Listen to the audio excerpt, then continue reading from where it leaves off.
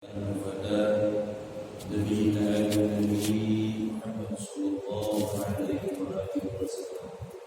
Kita terus diri tetap senantiasa memohon kepada Allah agar kita diberikan Rasulullah sehingga kita semua diakui sebagai Nabi Allah. Hadirin yang dirahmati Allah Subhanahu wa taala, di akhir hari kita bahas fikih kemudian sesuai dengan yang sudah hari ini kita bahas usul-usul umat Muhammadiyah tentang keistimewaan kita sebagai umat daripada Rasulullah sallallahu alaihi wasallam. Di mana mari komisan tentang yang kelima daripada keistimewaan umat Muhammad ini, sesungguhnya syariat Nabi kita adalah syariat yang paling sempurna daripada timbang syariat-syariat Nabi yang lain. Bahkan Nabi Isa sendiri pun akan memakai syariat Nabi kita Muhammad sallallahu alaihi wasallam ketika beliau nanti lagi akhir zaman. Dan beliau sekaligus menjadi umat Rasulullah sallallahu alaihi wasallam. Itu diantara sekian daripada ketentuan dan keistimewaan umat Rasulullah sallallahu alaihi wasallam. Hadirin yang dirahmati oleh Allah, kita kalau melihat hikayat dan riwayat daripada kisah Nabi-Nabi terdahulu sampai kisah Nabi kita terakhir, kalau kita bandingkan sangat jauh berbeda sekali Nabi-Nabi terdahulu itu, yang memang Masya Allah mereka mendakwakan agama yang dibawanya kepada umatnya masing-masing. Akan tetapi ketika mereka mendapatkan pengikut yang hanya sedikit saja dan mereka melihat umatnya bertolak belakang dengannya, kemudian mereka menghindar segan-segannya menengadahkan tangan memohon kepada Allah Subhanahu wa taala untuk dihancurkan umatnya sendiri. Berbeda dengan Rasulullah sallallahu alaihi wasallam, ketika Rasulullah pergi dakwah ke Taif, kemudian orang Taif menolak daripada dakwah Rasulullah sallallahu alaihi wasallam sehingga Rasul tanggal giginya karena orang Taif melempari diri Rasulullah sallallahu alaihi wasallam dengan batu sehingga batu tersebut kena giginya Rasulullah. Tapi apa yang terjadi? Malaikat Jibril gerak melihat kesombongannya orang Taif, gelap melihat kelakuan daripada orang Taif ini, bahkan berkata kepada Rasulullah, wahai Muhammad, apakah harus aku balikan jagat atau tanah daripada Taif ini? Tapi apa kata Rasulullah sallallahu alaihi wasallam? Jangan wahai Jibril. Pada saat ini mungkin mereka menolak, akan tetapi siapa tahu ke depannya anak cucunya akan menerima daripada risalah yang aku bawa ini. Tetap saja begitu Rasulullah. Fakullah yang takwa. Mereka ini adalah orang-orang yang belum tahu apa yang Jibril. Enggak ada Rasulullah sallallahu alaihi wasallam, betul Jibril, balikin aja tanahnya udah, buminya balikin aja udah. Enggak seperti itu. Hidupnya, cintanya, sayangnya Rasulullah sallallahu alaihi wasallam kepada umatnya. Jadi Nabi kita ini adalah seorang Nabi yang paling cinta dengan kita. Kalau kita ingin tahu dan kita ditanya siapa orang yang paling cinta dengan kita, jawabannya tentunya adalah Nabi Muhammad sallallahu alaihi wasallam. Orang yang paling cinta dengan kita, jawabannya adalah Nabi kita Muhammad sallallahu alaihi wasallam, bukan keluarga kita, bukan anak kita, bukan keluarga kita, bukan ibu bapak kita, bahkan bukan diri kita sendiri. Kenapa? Ini pengakuan Rasulullah sallallahu alaihi wasallam, baru pengakuan. Tapi berdasarkan dalil daripada yang disabdakan oleh Rasulullah sallallahu alaihi wasallam wallahi inni la ashaddukum rahmatan min rahmati abaikum lakum wa min anfusikum li anfusikum. Apa kata Rasulullah? Demi Allah, aku adalah orang yang paling mencintai kalian melebihi daripada cinta orang tua kalian kepada kalian, bahkan melebihi cinta diri kalian kepada diri kalian sendiri. Itu cintanya Rasulullah Sallallahu Alaihi Wasallam kepada kita sebagai umat, kepada kita sebagai umatnya.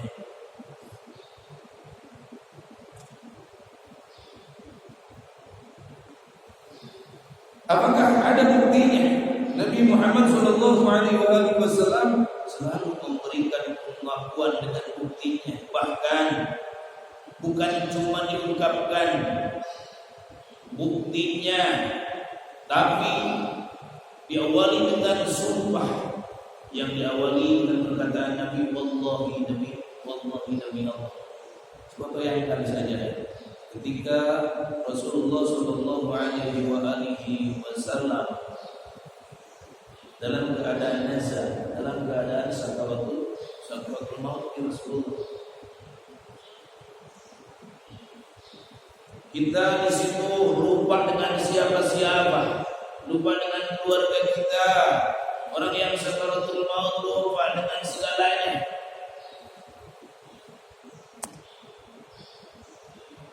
Wa idza ja'a as-sakh yawma yafirru al-mar'u min akhihi wa ummihi wa abihi, lupa dengan kita, lupa dengan bapak kita, lupa dengan anak kita, lupa dengan sahabat kita. Pada saat nazar atau pada saat sakaratul maut. Hanya Masya Allah ketika kita melihat orang yang tadi sakaratul maut, kita tuntut, kita talqin, lantak karena di situ, Masya Allah lagi perang dia, perang melawan setan, perang melawan godaan-godaan pucuk rayu setan. Di situ penentuan kita, apakah kita akan menjadi orang yang selamat atau apakah kita menjadi orang yang selamat. Di situ saat terakhir penentuan. Maka dari sekarang minta kepada Allah Subhanahu wa taala agar ketika kita nazar, agar ketika kita sakaratul maut, kita dicabut nyawa dalam keadaan membawa iman dan Islam.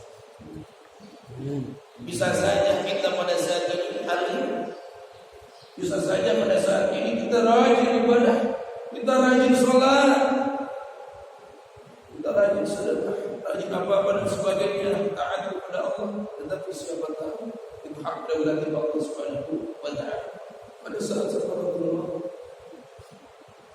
Mungkin saja kita bisa tunduk kepada setan pada saat itu.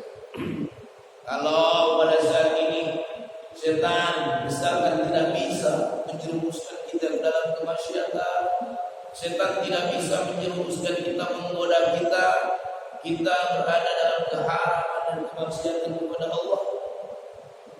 Tapi bisa saja dalam kebaikan pun setan masih mengganggu kita. Kita anggap kebaikan, betul kebaikan, tapi kita lebih meninggalkan yang afdol. Ini bujukan ini di antara salah satu gangguan setan. Setan menguji manusia seperti ini.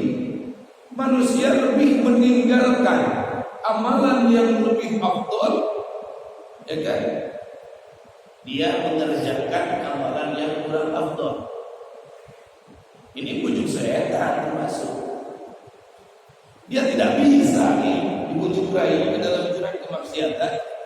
Dia tidak bisa apa setan, ayo kita maksiat, nggak bisa, saking kuat imannya. Tapi setan uji dia dengan meninggalkan amalan-amalan yang lebih afdol, mengerjakan amalan-amalan yang kurang afdol. Seperti contoh begini, di masjid ada 2 halaqah. Nah ini menurut sabda Rasulullah SAW dalam kitab Qawaidul Mukhtar. Aku masuk ke dalam masjid, di Masjid Nabawi. Kemudian di masjid itu ada 2 halaqah. Yang satu yad'una wa dzakaruna lillahi ta'ala. Halaqah yang satu sedang berdoa dan berzikir kepada Allah Subhanahu wa taala. Kemudian yang satu lagu al-akhar, yang satu lagi mereka yabhathuna 'anil halal wal haram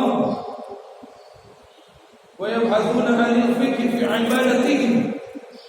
Halal yang satu lagi sedang membahas al-halal. Halal yang satu lagi sedang membahas fikih tentang ibadah. Bagaimana ilmu ibadah, bagaimana ilmu salat, bagaimana ilmu zakat, bagaimana ilmu puasa.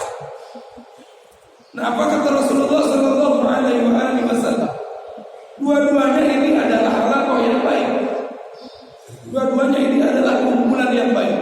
Akan tetapi aku lebih memilih kepada halal yang satu. Aku lebih memilih kepada halal himpunan orang yang sedang membahas halal dan haram ketimbang orang yang berdoa dan berzikir kepada Allah. Kenapa? Orang yang berdoa dan berzikir kepada Allah Subhanahu wa taala belum tentu dia diijabah doanya oleh Allah Subhanahu wa taala. Tetapi ketika aku menghadiri dan duduk di majelis taklim yang satu ini, di himpunan yang satu ini, sudah jelas di situ ilmu bagaimana agar kita tahu ibadah kita, salat kita, zakat kita, puasa kita dan sebagainya, membahas halal dan haram dan sebagainya. Nah, kebanyakan pada zaman sekarang ini di mana-mana maulid, giliran di masjid ada taklim, ngaji dia berani ditinggal. Nah, itu setan. Itu diuji oleh setan. Dia tinggalkan yang ini. Dia dulukan, dia kerjakan yang kurang dia kerjakan yang kurang afdal. Itu termasuk daripada ujian setan. Nah, kata setan, aku berhasil menjebaknya. Benar-benar menurut apa namanya? Kita semua berada dalam kebaikan. Artinya apa? Artinya kita, masya Allah, meninggalkan pahala yang lebih besar, menuju pahala yang kecil.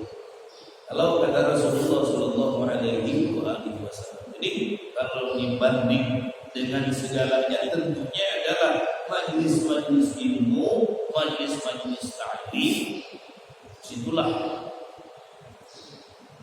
ladang daripada amal ibadah kita. Selain kita mendapatkan ilmu, ladang daripada pahala kita duduk di situ. Kenapa? Karena para sahabat mengatakan, Imam Ka'bul Ahmad mengatakan, seandainya saja Allah perlihatkan pahala kita duduk di majelis ilmu, niscaya kita berbunuh.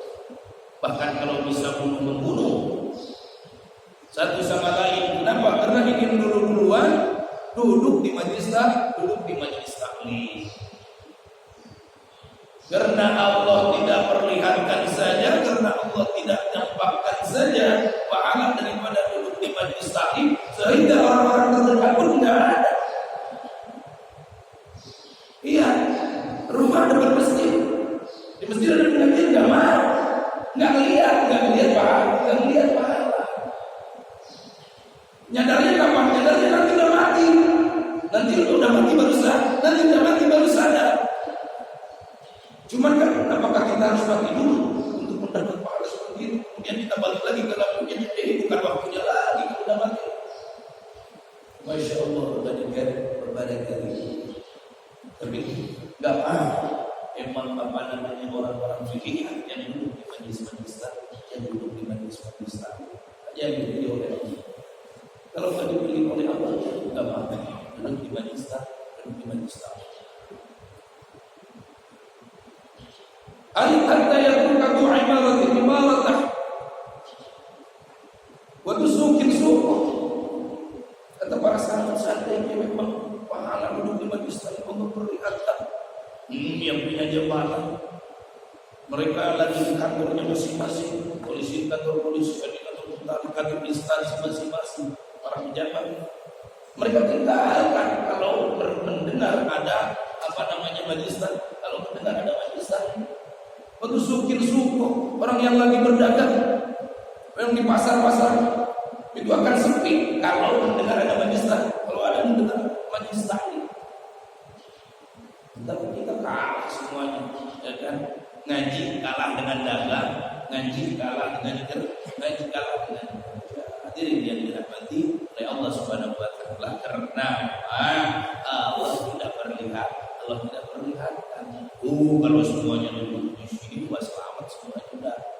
semuanya harus sunnah. Karena orang yang enggak dimahir neraka, enggak. Binafikan kata saya, kami mengatakan. Ya kenapa? Karena segala sesuatunya dengan ilmu. Ibadah tanpa ilmu tidak diterima oleh Allah. Orang tidak diterima ibadahnya berarti tidak ibadah. Orang tidak ibadah berarti ya sudah, saudara.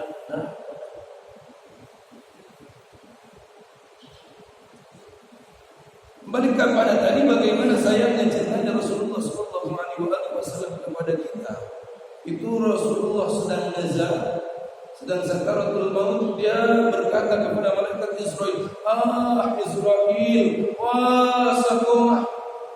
Aduh Israil, apakah seperti ini sakitnya dicabut nyawa?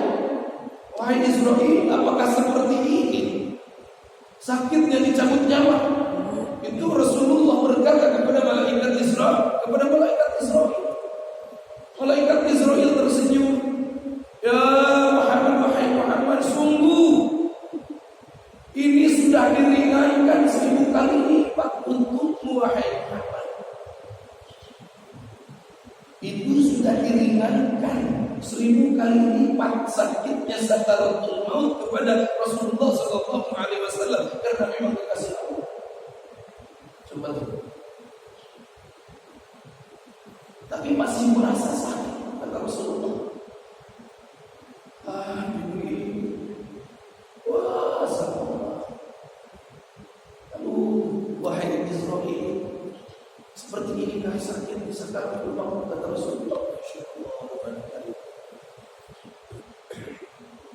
Dan seperti inikah juga wahai Israil, engkau mencabut nyawa daripada umat-umatku.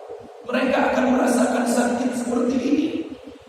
Apa kata malaikat Israil? Nah ya Rasulullah, iya wahai Rasul, umatmu akan merasakan sakitnya dicabut nyawa seperti ini. Tapi kepada kita kan belum diringankan 1000 kali lipat sebagaimana diringankan kepada Rasulullah SAW. Siapa kita? Diringankan ketika kita sakaratul maut sehingga tidak berasa dicabut nyawa kita. Tidak, kita bukan siapa-siapa, kita bukan nabi, kita bukan rasul, kita bukan para aulia Allah. Bayangkan coba. Tapi apa yang terjadi? Rasulullah SAW tidak ingat kepada keluarganya. Rasul bukan ingat kepada anaknya. Rasul bukan ingat kepada para sahabatnya. Rasul bukan ingat kepada para kekasih-kekasih. Tapi yang dia ingat, yang diingat oleh Rasulullah SAW, yang dia tanyakan kepada malaikat Israil, wahai Israil, apakah umatku juga akan merasakan sakitnya sakaratul maut seperti ini? Nabi yang mana yang pernah ingat kepada umatnya sampai sebegitunya, sampai sakaratul mautnya saja ingat kepada umatnya? Bayangkan. Nabi yang mana?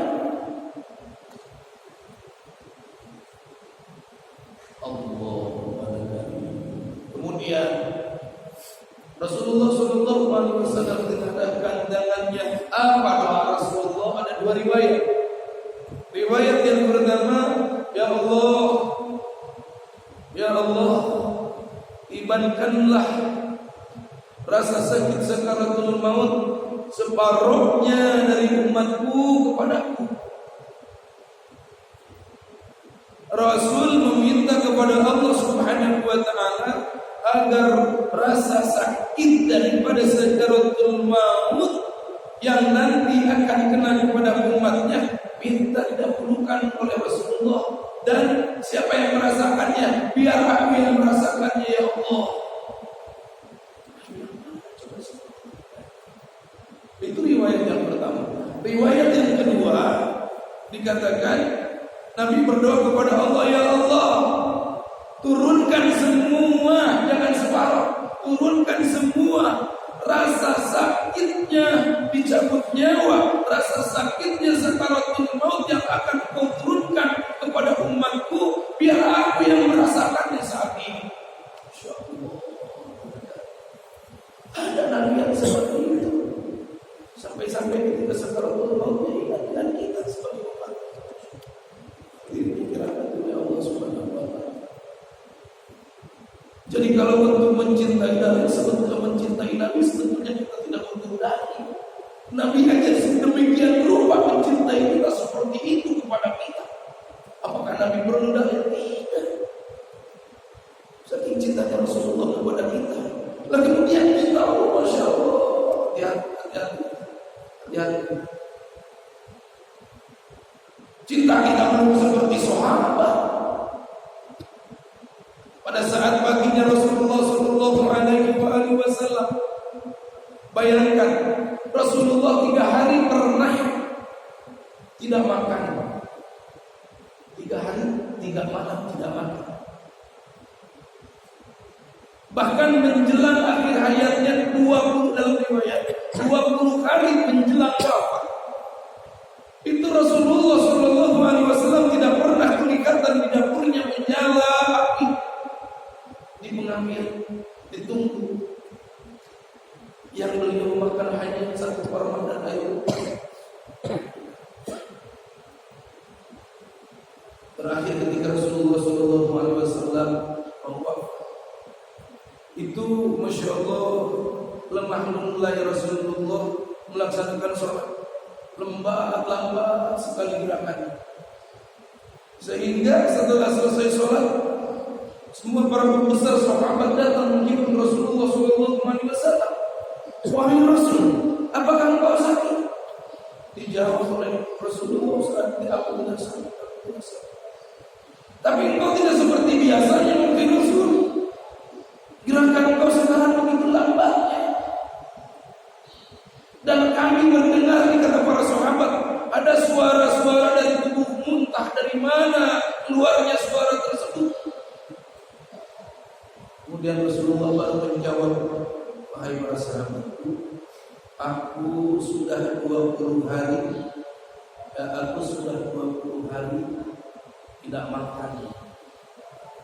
Yang aku makan cuma 1 kurma saja. Kemudian Rasulullah membuka bajunya.